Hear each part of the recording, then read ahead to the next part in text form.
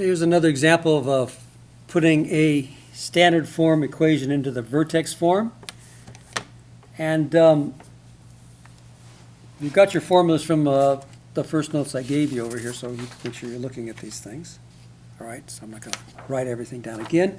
This is going to be a little trickier, so I won't bother to graph this one, but I will just kind of try to work it out. So this is going to be f of x. I'm going to rewrite it over here. F of x equals negative x squared plus 5x minus 1.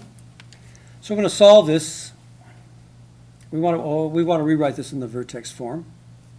I guess I should write it over there. This is the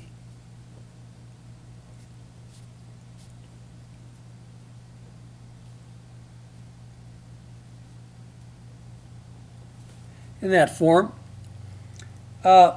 And when we work this out before we complete the square, we always want to have a positive 1 in front of the x squared. So we've got this negative 1 to deal with it. And there's several ways to do this, but the easiest way, I think, is to kind of move the negative out of there. It's like if you're cleaning up your room and there's some stuff if that's in your way. So if you move it outside, then you clean up your room, then you put it back into your room.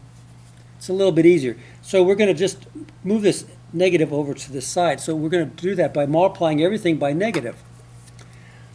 Every term of both sides of the equation. So if I multiply this by negative 1, it's negative f of x equals, and then if I multiply a negative times a negative is positive, so that gives me positive x squared. A negative times a positive is a negative 5x, and a negative times a negative is a positive 1. So you just change all your signs. Negative, positive, negative, positive. And now we have something that's a little bit easier to deal with. Okay, so now we have negative f of x equals, and then I'll isolate these. I'll put my plus 1 over here, and then we'll build our trinomial square. We've got x here.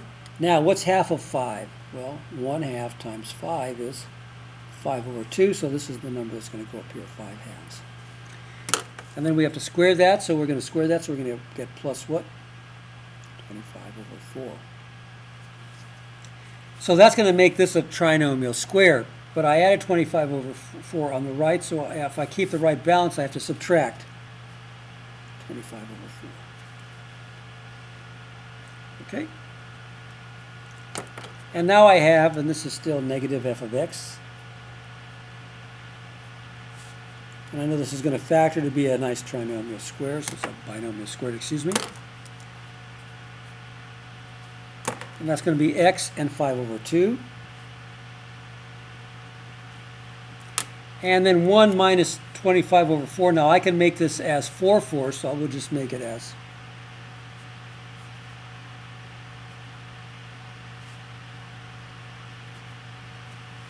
and 20. That's going to be negative 25 plus 4 is negative 21. So that's what we've got. So we have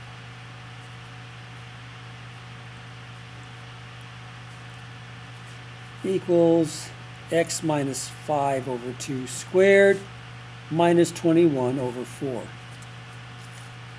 Okay, now we're ready to move the stuff back into the room, so to speak. In other words, with this negative sign that could be an issue, what we'll do is we'll just multiply everything by a negative sign each term. Now I got a term here, one term here, and one term there. So if I multiply, that's going to be a positive f of x. It's going to be a negative x minus 5 over 2 squared. That's going to be a positive 21 over 4.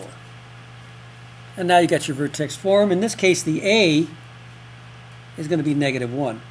Well, it kind of makes sense because our parabola here has got a negative sign in front of it. We know it's shaped like an N, and this will also have a negative sign in front, so it's also going to be shaped like an N. So it's my vertex.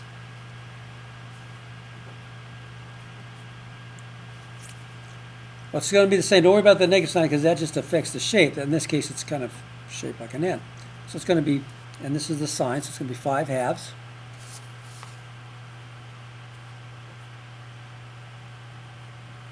And 21/4. So if that's negative, this would be the sign. So it's kind of the opposite of that one.